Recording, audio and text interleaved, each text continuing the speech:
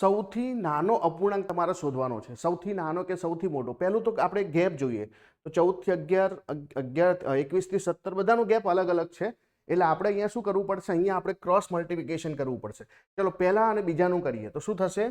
અહીંયા 11 ગુણ્યા 19, જ્યાં બીજી તરફ જે છે 14 ગુણ્યા 16.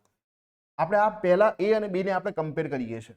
તો જુઓ 19 ગુણ્યા 10 કરીશું તો 190 થશે, અને બીજા 19 અંદર એડ કરી દઈશું તો કેટલા થઈ જશે ભાઈ? અહીંયા આપણે જે છે 209 થઈ જશે. જ્યારે આ તરફ જે છે આપણે એડ કરીએ તો 16 એટલે કે 160 થશે, અને 16 ચોક જે છે 64 થશે. અહીંયા જવાબ કેટલો આવશે? 6 6 12 વધી પડી 1, એટલે કે અહીંયા જે છે 224 આવશે. હવે આપણે નાનો અપૂર્ણાંક શોધવાનો છે. તો નાની સંખ્યા જે છે હશે, નાનો જવાબ આવે છે એ નાનો અપૂર્ણાંક હશે. તેનો મતલબ કે આ આપણો નાનો અપૂર્ણાંક છે, આ બેમાં, એ અને બીમાં. તો આપણે બી જે છે ઓપ્શનમાંથી કાઢી નાખો. ચલો હવે એને જે છે કોની સાથે સરખાઈએ? એને આપણે સી સાથે સરખાઈએ તો શું થશે? 11 ગુણ્યા 21, જ્યારે બીજી તરફ શું થશે? 14 ગુણ્યા 17. હવે જુઓ 21 ગુણ્યા 10 કરીએ તો 210 થશે, અને એની અંદર આપણે 21 એડ કરીશું તો કેટલા થશે ભાઈ?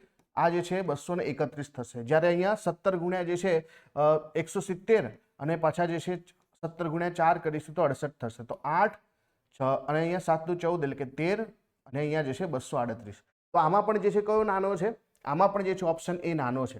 તો ઓપ્શન એ જે છે નાનો છે, તો આપણે ઓપ્શન સી ને કાઢી નાખીએ. હવે આની સાથે ગણતરી કરીએ આપણે તો 11 ગુણ્યા 8 અને 14 ગુણ્યા 7. હવે 11 8 88 થશે, અને 14 ગુણ્યા 7 કેટલા થશે? 14 પંચો 70, 14 છંગ જે છે બરાબર 84, અને અહીંયા જે છે 98 થશે ને, અહીંયા 98 થશે. એટલે કે 88 આપણો નાનો અપૂર્ણાંક છે. આનો મતલબ કે ઓલરેડી જે છે અહીંયા બધાની કમ્પેરિઝનમાં ઓપ્શન નંબર એ જે છે સૌથી નાનો અપૂર્ણાંક છે. તો આવી રીતે તમે ક્રોસ મલ્ટિપ્લિકેશનથી કરી શકો છો.